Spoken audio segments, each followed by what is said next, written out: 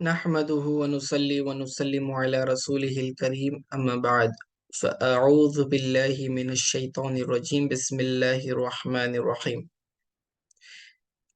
سورہ آل عمران کی تفسیر جاری ہے۔ ایک رکوع ہم نے مکمل کر لیا ہے، آیت نمبر 9 تک، اور اب یہ آیت نمبر 10 ہے۔ ان الذین کفروا، بے شک وہ لوگ جو کافر ہو گئے، جنہوں نے کفر کیا، لن تغنی عنہم اموالہم ولا اولادہم من اللہ شیئا، بے شک وہ لوگ جو کافر ہوئے نہ دور کریں گے ان سے ان کے مال اور ان کی اولاد، یعنی لن تغنیہ سے مراد انہیں نہیں بچا سکیں گے۔ نہیں بچا سکیں گے کس سے؟ یعنی اللہ تعالیٰ کا عذاب دور نہیں کر سکیں گے، انہم ان سے، ان کے مال، اموالہم ولا اولادہم اور ان کی اولاد، من اللہ اللہ تعالیٰ سے، اللہ تعالیٰ سے مراد اللہ تعالیٰ کے عذاب سے، شیئا کچھ بھی، بے شک وہ لوگ جو کافر ہوئے انہیں ان کا مال اور ان کی اولاد اللہ تعالیٰ کے عذاب سے بچا نہیں سکتا۔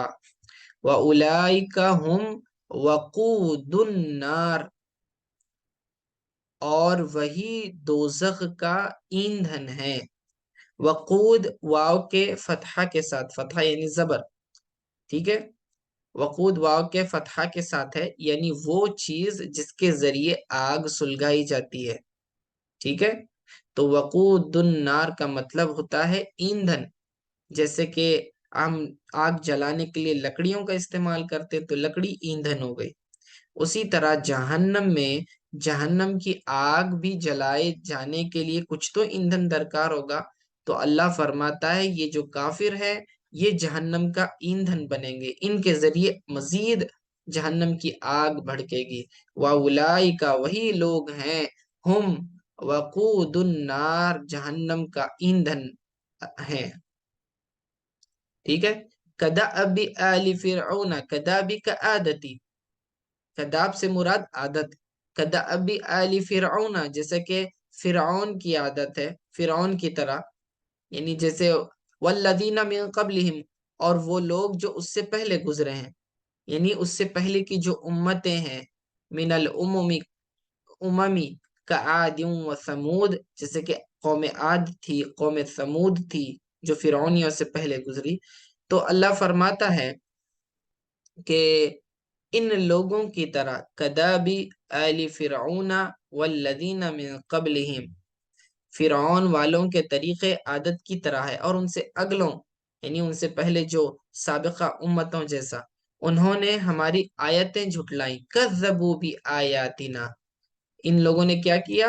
کذبوا، جھٹلایا، بآیاتنا، ہماری آیتوں کا، فأخذہم اللہ بذنوبہم، تو اللہ تعالیٰ نے ان کی گرفت فرمائی ان کے گناہوں کے باعث، یعنی ان کی گناہوں کی وجہ سے اللہ نے ان کی پکڑ کی۔ اخذ یاخذ کا مطلب ہوتا ہے پکڑنا، لیکن یہاں پر پکڑنا مراد ہے کیا؟ ہاتھوں سے نہیں، بلکہ اس کا مطلب ہے اللہ نے انہیں ہلاک کر دیا، اللہ کے عذاب نے انہیں پکڑ لیا۔ فَأَخَذَهُمُ اللَّهُ أَيْ أَهْلَكَهُمْ بِذُنُوبِهِمْ، یعنی ہلاک کر دیا انہیں ان کے گناہوں کی وجہ سے۔ وَالْجُمْلَةُ مُفَسِّرَةٌ لَمَّا قَبْلَهَا، اور یہ جملہ جو ہے یہ وضاحت کر رہا ہے پچھلے جملے کی، ٹھیک ہے، یعنی کہ واللہ شدید العقاب، اور اللہ تعالی سخت گرفت فرمانے والا ہے، سخت پکڑ کرنے والا ہے، ٹھیک ہے۔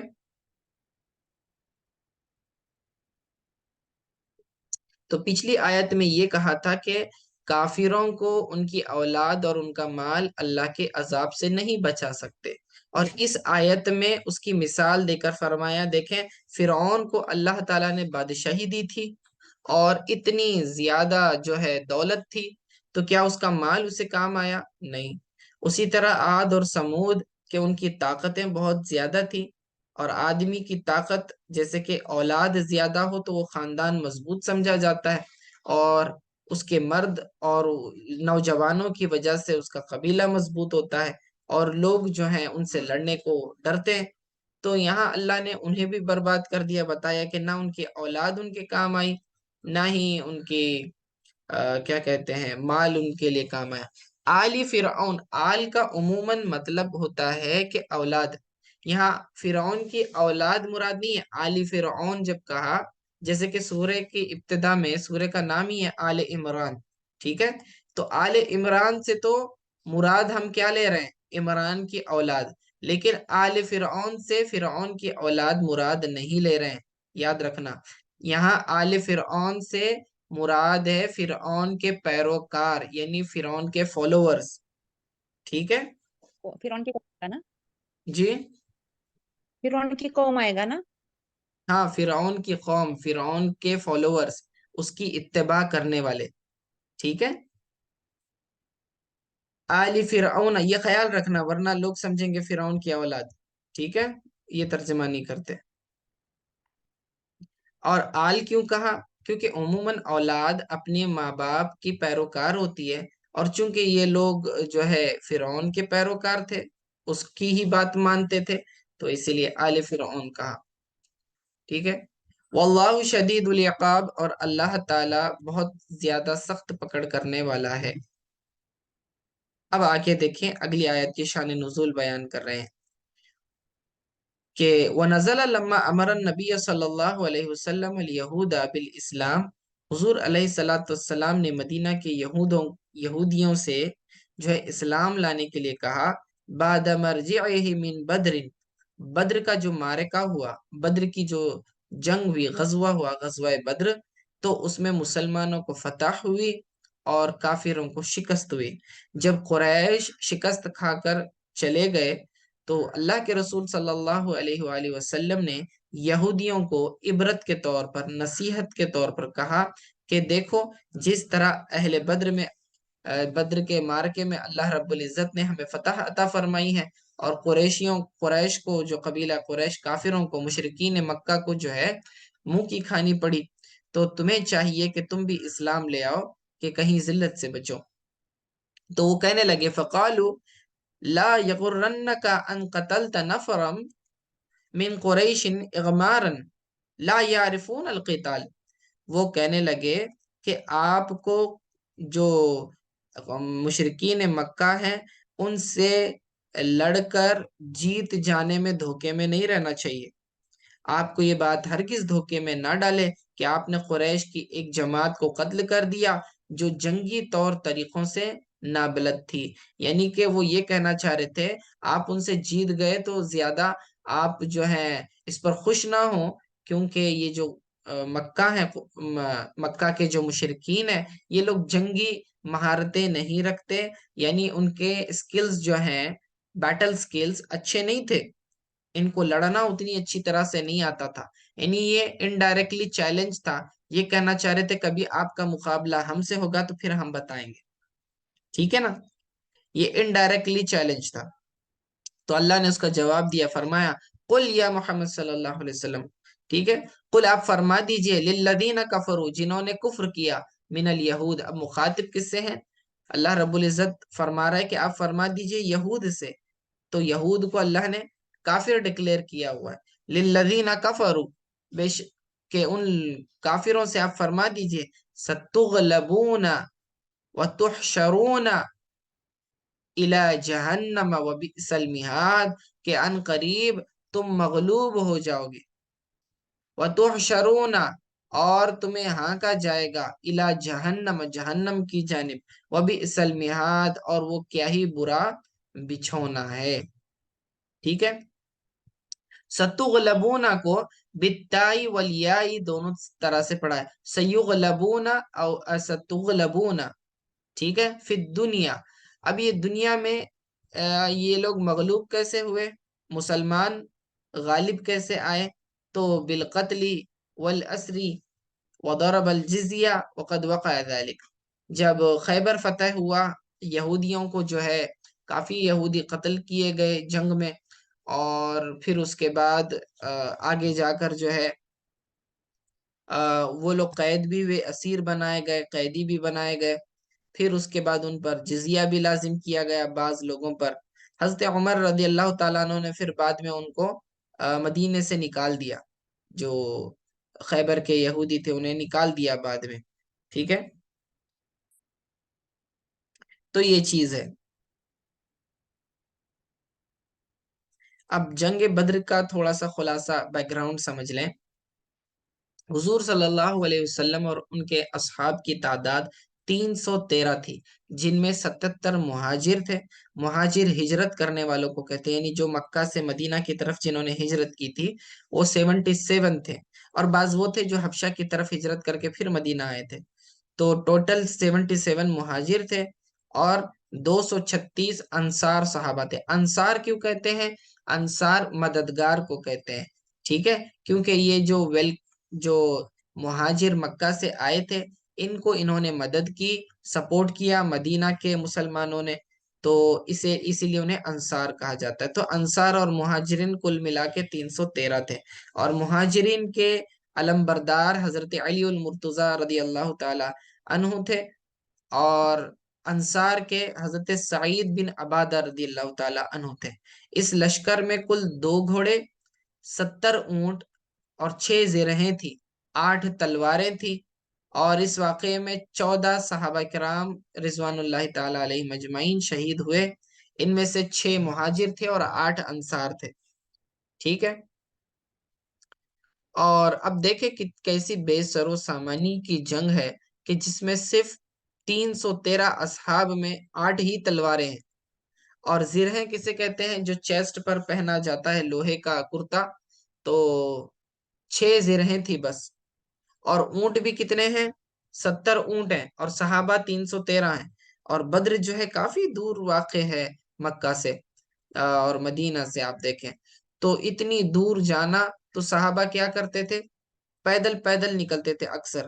مشرکین مکہ کی تعداد 950 اور ایک روایت کے مطابق 1000 کے قریب تھے۔ ان کا جو سربراہ تھا عتبہ بن ربیع بن عبد الشمس، جبکہ ان کے پاس 100 گھوڑے تھے، ٹھیک ہے؟ غزوہ بدر ہجرت کے بعد حق و باطل کا پہلا فیصلہ کن معرکہ تھا۔ مشرکین کا امیر قافلہ ابو سفیان تھا۔ مسلمانوں میں سواریوں کی قلت تھی، اسی لیے 3 مجاہدین کو ایک اونٹ ملا تھا، یعنی ایک اونٹ 3 لوگوں میں شیئر کرنا ہے۔ اور کئی اصحاب پیدل تھے، تو کیسے کرتے تھے؟ باری باری اونٹوں پر سوار ہوتے تھے، کچھ فاصلہ چلیں گے، کچھ کلومیٹر تک ایک صحابی بیٹھے گا، پھر دوسرا، اس طرح۔ لیکن چونکہ حوصلے ان کے مضبوط تھے، یہی وجہ تھی کہ مٹھی پر مسلمانوں نے اپنے سے کئی گنا بڑے لشکر کو شکست دے دی، اور اہل ایمان کو یہ درس دیا کہ اگر تم دین پر مضبوطی سے تھام لو، مضبوطی سے عمل کرو، تو اللہ تعالیٰ تمہاری دشمنوں پر تمہیں غالب کر دے گا۔ تم ان کی طاقتوں کو مت دیکھو، تم ان کے ہتھیاروں کو مت دیکھو، تم ان کی کثرت کو مت دیکھو، ان کے سر و سامان کو مت دیکھو، بلکہ اپنا بھروسہ اللہ پر توکل مضبوط کرو، اللہ تعالیٰ کی مدد پر اعتماد کرو۔ اور جس طرح اللہ تعالیٰ نے جنگ بدر میں مسلمانوں کی مدد فرمائی، آسمانوں سے فرشتے نازل ہوئے تھے، جنگ میں جو ہے اللہ کی طرف سے مدد ہو گئی تھی، تو اسی طرح مسلمانوں کو جو ہے ڈٹ کر لڑنا چاہیے۔ اگر موقع ایسا آیا تو اسلام کی حفاظت کی خاطر، ناموس رسالت کی خاطر جو ہے مسلمانوں کو اپنی جان کی قربانی بھی پیش کرنے کی نوبت آئے تو اس میں ہچکچانا نہیں چاہیے۔ اہل فلسطین کے جو مسلمان ہیں ان کے جذبے کو سلام، کیونکہ یہ پیدا ہی شہید ہونے کے لیے ہوتے ہیں۔ اہل فلسطین کے جو مسلمان ہیں، اتنا مضبوط ایمان ہے ان لوگوں کا، ان کے ہاتھ میں کوئی ہتھیار نہیں، کوئی جنگی مہارت نہیں ہے، کسی قسم کی کوئی سامان نہیں ہے جس سے وہ دشمنوں کا مقابلہ کریں۔ اور دشمنوں کے پاس جو ہے ایروپلین ہے، فائٹر پلینس ہے، ٹینکس ہیں، بم ہیں، سارا کچھ ہے، گنز ہیں، مشینز ہیں، لیکن اس کے باوجود جو ہے اہل فلسطین پیچھے نہیں ہٹتے، اپنی قربانیاں پیش کرتے ہیں۔ اور ان کی مائیں دیکھیں کیسے ایمان مضبوط ہے ان کا، اپنے بچوں کی پرورش کرتی ہی ہیں، انہیں اس نیت سے، انہیں پتا ہوتا ہے کہ میرا بیٹا شہید ہونا ہے، اس نیت سے وہ بچوں کو پریپئر کراتی ہیں، ذہنی طور پر، جسمانی طور پر تربیت دے دیتی ہیں۔ تو بڑے ہی مضبوط ایمان والے لوگ ہیں۔ ہاتھوں میں کوئی ہتھیار نہیں، لیکن اس کے باوجود مسجد اقصی کی حفاظت میں لگے ہوئے، برسوں سے صدیاں گزر گئیں، نسل در نسل اپنی قربانیاں پیش کرتے آئے، لیکن مسلمانوں کو کچھ بھی، ذرا بھی قدر نہیں ہے ان کی قربانیوں کی۔ کم از کم اگر اتنی قدر ہوتی تو ہر نماز کے بعد رو رو کر اہل فلسطین مدد کے لیے دعا تو کرتے، ان کی استقامت کے لیے دعا کرتے، دشمنوں کی بربادی کے لیے دعا کرتے۔ آج مسلمانوں میں وہ جذبہ نہیں رہا، کم از اتنی نیوز دیکھتے ہیں، سارا کچھ دیکھتے ہیں، لیکن دعا کے چند کلمات زبان سے نہیں نکلتے۔ افسوس کی بات ہے۔ بہرکیف ان آیتوں میں اللہ تعالیٰ نے یہ بتایا، اس میں بشارت دی ہوئی ہے کہ عنقریب ایک وقت ایسا آئے گا کہ یہ جو یہود آپ کو تانا دے رہے ہیں اور آپ کو خفیہ طور پر چیلنج کر رہے ہیں، کہہ رہے ہیں کہ انہیں جنگ کا طریقہ نہیں آتا تھا اور ہم زیادہ مہارت رکھتے ہیں لڑنے میں، تو اللہ فرماتا ہے ایک وقت ایسا آئے گا تم پر کہ تم مغلوب ہو جاؤ گے اور تم ہار جاؤ گے، شکست خوردہ ہو جاؤ گے۔ مسلمانوں کو اللہ فتح بھی عطا فرمائے گا۔ یہ تو دنیا میں تمہاری ذلت ہوگی، اور آخرت میں کیسی رسوائی ہوگی؟ فرمایا اور تمہیں جہنم کی طرف ہانکا جائے گا۔ تحشرون بالوجہین فی الآخرۃ الی جہنم فتدخلونہا، تو جہنم کی طرف ہانکا جائے گا مطلب جہنم میں تمہیں داخل کر دیا جائے گا۔ وبئس المہاد، میہاد کہتے ہیں فراش کو، فرش کو کہتے ہیں یعنی بچھونا، فراش یعنی فرش، بچھونے کو کہتے ہیں، یعنی یہ بہت ہی برا بچھونا ہے۔ قد کان لکم آیتن، اور اس کے اندر تمہارے لیے آیت ہے، نشانی ہے، نشانی سے مراد عبرت ہے، ٹھیک ہے۔ قد کان لکم آیتن عبرت وذکر الفعل للفصل، جو فعل کا ذکر کیا، فرمایا یہ درمیان میں فصل کرنے کے لیے فرمایا، قد لکم آیتن کی جگہ کانا جو فعل استعمال کیا، ٹھیک ہے۔ تو میہاد بمانا فراش ہے، بے شک تمہارے لیے نشانی تھی، یعنی عبرت تھی اس کے اندر۔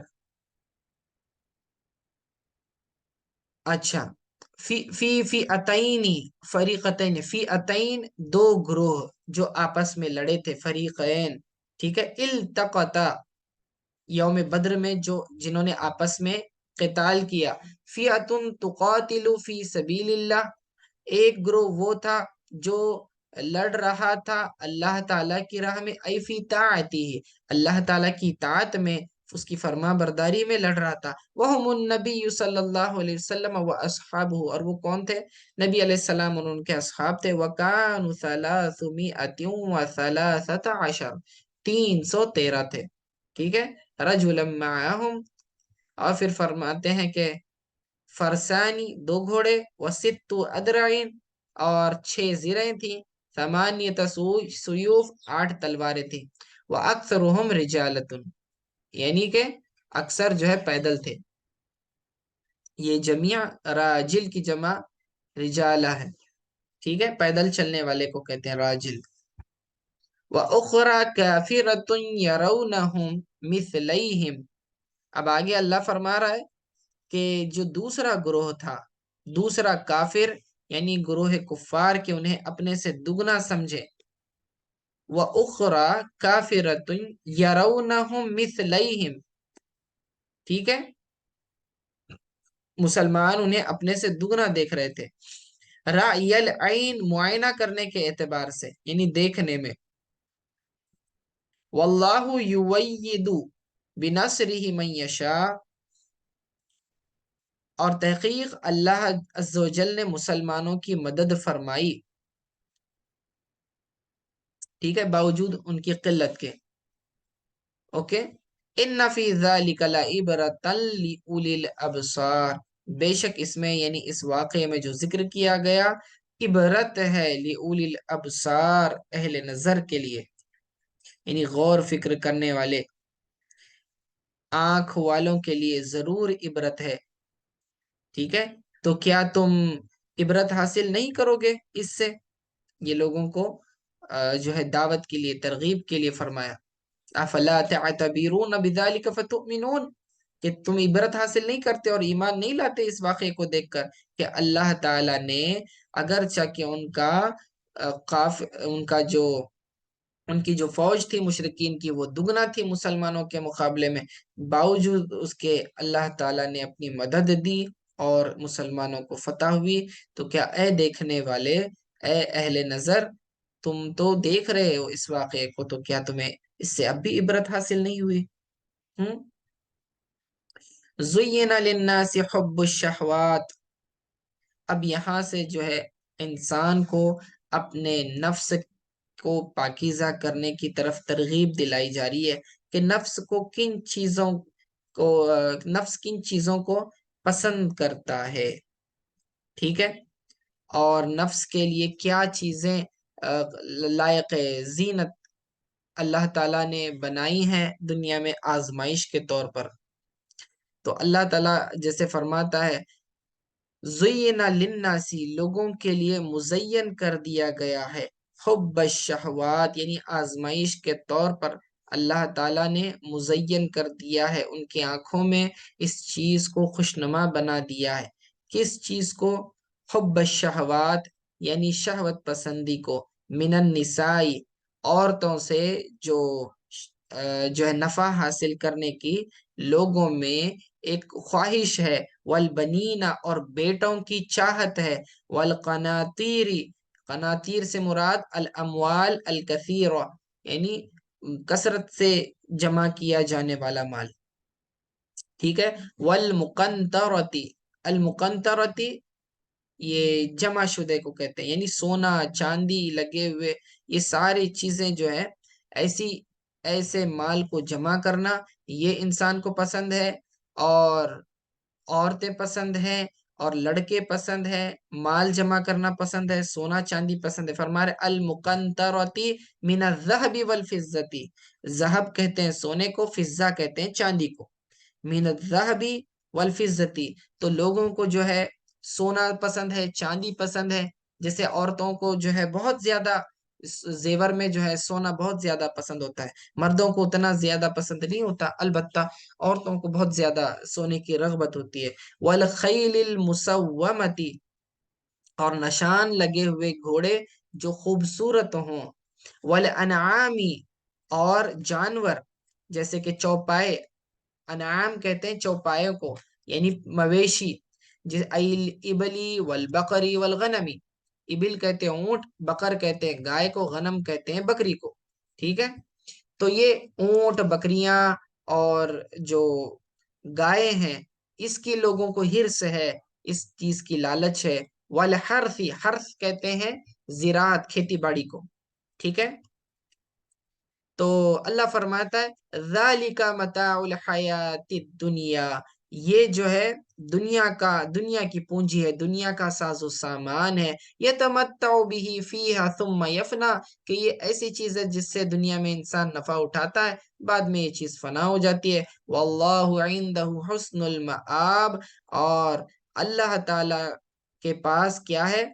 ایسا ٹھکانہ ہے، اچھی لوٹنے کی جگہ ہے، حسن المآب کا مطلب المرجع، لوٹنے کی جگہ، وہو الجنت فینبغی الرغبہ فیہ دون غیرہ، کہ اللہ یہ فرمانا چاہ رہا ہے کہ اللہ کے پاس ایک ایسی نعمت ہے، دولت ہے، جس کے اندر ہر طرح کی نعمتیں ہیں، اور وہ جنت ہے، اور وہ کبھی فنا نہیں ہونے والی، تو تم فانی چیز کو چھوڑ دو اور باقی چیز کو لے لو، یعنی دنیاوی مال و متاع کے پیچھے نہ پڑو، دنیا کی لالچ مت کرو، ایک دوسرے سے ہرس کی وجہ سے، طمع کی وجہ سے، اور دوسروں کا مال غصب کرنے لگ جاتے ہو، دنیا کی لالچ کی وجہ سے ایک دوسرے کا مال لوٹتے ہو، چوری کرتے ہو، یہ ساری چیزیں چھوڑ دو، بلکہ اللہ تعالیٰ کے پاس جو ہمیشہ باقی رہنے والا مال ہے اور جو نعمت ہے وہ تو جنت ہے، تم اس کے طلبگار بنو۔ عقل مند کیا کریں گے؟ ایسی چیز لیں گے جو ہمیشہ فائدہ دے، ایسی چیز کو ترک کر دیں گے جو کچھ دن فائدہ دے اور پھر بعد میں فنا ہو جائے۔ تو یہی اللہ رب العزت فرما رہا ہے۔ اب یہ چیزیں جو ہے نا، انسانی نفسانی خواہشات دنیا میں انسان کی جو ہوتی ہے، یہ ساری چیزوں کا مجموعہ ہے۔ یہ جو پہلے فرمایا حب الشہوات من النساء، کہ لوگوں کے بہت زیادہ جو ہے عورتوں کی طرف رغبت ہوتی ہے، اور پھر اس کی وجہ سے گناہوں میں انسان پڑ جاتا ہے۔ ایک نوجوان لڑکوں کو دیکھیں، کالج میں آج یونیورسٹیز میں دیکھیں، لڑکیاں بھی ویسے ہی، لڑکے بھی ویسے ہی، जो है लड़के लड़कियों की तरफ रागिब रहते हैं, लड़कियां लड़कों की तरफ, आपस में फोनों पर बातें चल रही हैं, बेजा जो है बदनिगाही हो रही है। फिर उसके बाद क्या कहते हैं, हाँ, कलाम भी होता है आपस में, एक दूसरे को जो है छूते भी हैं। तो इस तरह के गुनाह करते हैं। ये तो एक बात हो गई। दूसरा, शादीशुदा लोगों में भी ये चीज पाई जाती है कि ऑलरेडी शादीशुदा होते हैं फिर भी दूसरी औरतों की तरफ बदनिगाही करते हैं, ये दूसरी औरतों की बातें करते हैं। तो क्यों क्यों ऐसा होता है? क्योंकि इंसान के अंदर नफसानी ख्वाहिशात हैं और बाय डिफॉल्ट ये खुद ब खुद जो है इनकी तरफ रागिब होते हैं। ये तो एक चीज हो गई। दूसरा, दुनिया में इंसान किस चीज की लालच रखता है? बनीन, बेटों की, कि उसकी कसरत से औलाद हो, बेटे ज्यादा हो, उसके ऊपर फख्र करता है, तेरी तो बेटियां हैं, मेरे तो बेटे हैं। ठीक है, बेटे हो तो फख्र करता है, बेटा तो माल लाएगा, बेटी माल लेकर जाएगी। इस तरह की गंदी सोच लोगों की होती है। ठीक है ना? तो वल बनीन फरमाया, वल कनातीरी, और लोगों को जो है ना प्रॉपर्टी जमा करने की बहुत ज्यादा लालच होती है, माल जमा करने की, बहुत सेविंग हो जाएगा, बैंक बैलेंस करेंगे, खूब जमा जमा कर कर रखेंगे। और जमा करने में सिर्फ माल भी नहीं, अल्लाह फरमाता है वल मुकंतरती मिन अज़्ज़हबी वल फिज़्ज़ती, सोना चांदी, सोने के बिस्किट बनाए जा रहे हैं, चांदी के बर्तन बनाए जा रहे हैं, जेवरात की कसरत है, वरना सारा का सारा बैंक में रखा हुआ है। तो ये चीजों में बहुत ज्यादा इंसान की लालच है। ठीक है ना? फिर आगे और इंसान को किस चीज की लालच होती है? फरमाया कि खैलिल मुसव्वमति वल अनआम। अब खैल मुसव्वमा क्यों कहा? क्योंकि घोड़े जो है ना, एक सवारी के लिए बेहतरीन सवारी मानी जाती है, कि रफ्तार भी होती है और ये फर्मा बरदार भी होती है, तो बहुत अच्छी सवारी है घोड़ा। इससे लोगों को शान भी नजर आती। अब इस जमाने में लोग घोड़े पर तो सवारी नहीं करते, बल्कि उस जमाने की सबसे बेहतरीन सवारी का जिक्र किया अल्लाह रब्बुल इज्जत ने। तो इस जमाने में जो है लोगों के लिए बेहतरीन सवारी कार तस्लीम की जाती है। आदमी मर्सिडीज में आएगा, बीएमडब्ल्यू में आएगा, फरारी में आएगा और उस पर फख्र करता है। ठीक है, मेरी कार इतनी बेहतरीन है, उसको एक स्क्रैच आने नहीं देगा, बार बार कपड़े से साफ करेगा। ठीक है ना? तो इस तरह के इंसान को जो है ना गाड़ियों की बहुत लालच है, सवारियों की, बाय डिफॉल्ट फितरी तौर पर जो है ना ये सारी चीजें दुनियावी मालो मता है। तो इंसान जो है इस चीज की मोहब्बत में जो है फिर सारे काम करता है, जायज और नाजायज को भी नहीं देखता। बस किसी तरह से माल हासिल हो जाए, किसी तरह से ये सवारियां हासिल हो जाए। अब देखें, नौजवान बच्चे अभी कॉलेज में पढ़ना ही शुरू कर देते हैं, उन्हें गाड़ियां, टू व्हीलर चाहिए, बाइक्स चाहिए, और वो भी कौन सी बाइक चाहिए? जो स्पोर्ट्स बाइक चाहिए। स्पोर्ट्स बाइक भाई सिटी के अंदर तुम चला सकते हो क्या? उसका एवरेज भी नहीं देती है, और ना ही वो इतनी रफ्तार वाली होती है जिसको बैलेंस भी नहीं कर सकते, इतनी ट्रैफिक होती है। तो लोगों को सिर्फ लालच है, शौक है, जरूरत नहीं है। जरूरत तो इंसान की जो है, बच्चे हों स्कूल जाते हैं तो साइकिल से भी पूरी हो जाती नहीं, लेकिन उन्हें बाइक चाहिए, क्योंकि उन्हें दिखावा करना है और फख्र करना है अपनी गाड़ियों पर। ठीक है ना? ये एक बात। और फिर दिखावा क्यों करते हैं? क्योंकि फिर लड़कियों को इम्प्रेस करना होता है, हाँ, गर्लफ्रेंड बनाना होता है। तो ये चीजें उनके लिए जरूरी है। फिर बड़ी बाइक्स चाहिए उन्हें। पढ़ना तो आता नहीं है कुछ, कुछ चंद साल में देखें फेल हो जाते हैं, और फिर उसके बाद जॉब के लिए मारे मारे फिरते हैं। ठीक है, तो ये चीज हो गई। दूसरा, अनआम, यानी कि मवेशी। अब गांव वगैरह में अभी आप देखें कि ये जो है मवेशी, कसरत से इनकी पैदावार होती है। गाय हो तो दूध हासिल होता है, गाय, बकरी और ऊंट, सबसे दूध भी हासिल होता है, दूध से डेयरी प्रोडक्ट्स बनते हैं, उससे तो फुल इनकम होती है। एक ये हो गया, ये इन्वेस्टमेंट की तरह है, जिससे जो है ना कंटिन्यूस रेवेन्यू जनरेट होता रहता है। फिर उसके बाद इनकी अफजाइश नस्ल भी होती है। इनका जो मेंटेनेंस लो है, इन द सेंस कि इनको क्या है, चरागाह हो, अगर चराने के लिए बकरियां लेकर जाएं तो ये तो खुद ब खुद बढ़ना शुरू हो जाती हैं। लो मेंटेनेंस होता है लेकिन प्रॉफिट ज्यादा होता है। ठीक है ना? बकरियां खुद ब खुद जो है जनरेशन उनकी बढ़ती जाती है, तादाद। तो इसमें भी इंसान को लालच है। ठीक है। अब शहरों में तो लोग जो है गाड़ियों पर फोकस करते हैं, और गांव वगैरह में जाएंगे तो आप देखेंगे कि लोग जानवरों को बहुत ज्यादा ये करते हैं, लालच करते हैं उनकी। वल हर्सी, और हर्स यानी खेती बाड़ी को कहते हैं। खेती बाड़ी से मुराद जरखेज जमीन है, बागात होते हैं। लोग जो है इस तरह के जमीनें जो क्या कहते हैं, जिसकी पैदावार होती है, ऐसी जमीनें भी। और आजकल तो बंजर जमीन भी हो तो भी उसके लिए मारा मारी है लोगों की, कि किसी तरह से उसके ऊपर پلاٹ خرید کر اس کے اوپر بلڈنگ بنا لیں، جتنی زیادہ اونچی بلڈنگ ہوگی پھر اس کے اوپر فخر بھی کرتے ہیں۔ تو اللہ فرما رہا ہے لوگوں کو کہ اے لوگوں، یہ ساری چیزیں جو ہے متاع الحیات الدنیا، یہ تو بس دنیاوی نفع کی چیزیں ہیں، اور بعد میں یہ ختم ہونے والی ہے۔ واللہ عندہ حسن المآب، اور اللہ رب العزت کے پاس جو کیا ہے، حسن المآب ہے، بہترین لوٹنے کی جگہ ہے، اور وہ جنت ہے۔ تو تمہیں کیا کرنا چاہیے؟ ہمیشہ باقی رہنے والی نعمتوں کی فکر کرنی چاہیے۔ تو آخرت کے مقام کے لیے تمہیں زیادہ فکر کرنی چاہیے، اور اس کے لیے محنت کرنی ہے۔ دنیا میں گناہوں کی زندگی کو ترک کر دو، نیکیوں والی زندگی کو اپناؤ، ٹھیک ہے؟ اور جنت کی کوشش کرو، دنیا سے بس اتنا ہی لو جتنی ضرورت ہے، فضول خرچی مت کرو۔ بھائی انسان کو جتنا پیٹ بھرنے کے لیے ضرورت ہے آدمی کھائے، کوئی اس میں حرج نہیں، لیکن کھا کر مال ضائع کر رہا ہے، پھینک رہے ہیں، جھوٹا جو ہے کھانا سڑا سڑا کر، چاول روٹی سالن سب کا سب اٹھا اٹھا کے روزانہ پھینک رہے ہیں، تو پھر اس کا تو حساب دینا پڑے گا۔ ضائع نہیں کرنا، دنیا میں اتنا ہی لینا۔ اب دسترخوان پر ہم بیٹھتے ہیں تو ایک آئٹم نہیں چاہیے، ایک سالن نہیں چاہیے، ایک سے زیادہ ہوتے ہیں۔ بعض مرد ڈیمانڈ کرتے ہیں، گھر میں بچے بھی ویسے کرتے ہیں، کیونکہ بچوں کو بھی ہم نے تربیت صحیح نہیں دی ہوتی ہے، تو بچے جو ہے نا پھر کھانے پر غصہ نکالتے ہیں، پلیٹ پھینک دیں گے، ٹھیک ہے، ہمیں یہ نہیں کھانا، یہ سبزی مجھے پسند نہیں ہے، وہ میں نہیں کھاتا، میرے لیے وہ بناؤ۔ دوسرا بولے گا بچہ مجھے وہ بناؤ۔ کیوں؟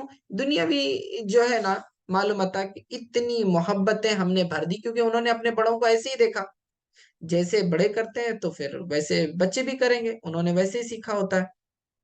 اگر ہم اپنے بچوں کو اپنے گھر میں یہ تعلیم دیتے کہ اناج کی کس طرح عزت کرنی ہے، تکریم کرنی ہے، اور ضائع ہونے سے بچانا ہے، ویسٹ ہونے سے بچانا ہے، تو بچوں میں پھر وہ عادتیں آتی ہیں۔ بعض صوفیاء کرام ہمارے ایسے ہوا کرتے تھے جو اپنے گھر میں بچوں کو صرف روٹی کبھی کبھی روٹی کھلایا کرتے تھے، صرف روٹی بغیر سالن کے، تاکہ بچے کو جو ہے قناعت کی عادت پڑ جائے۔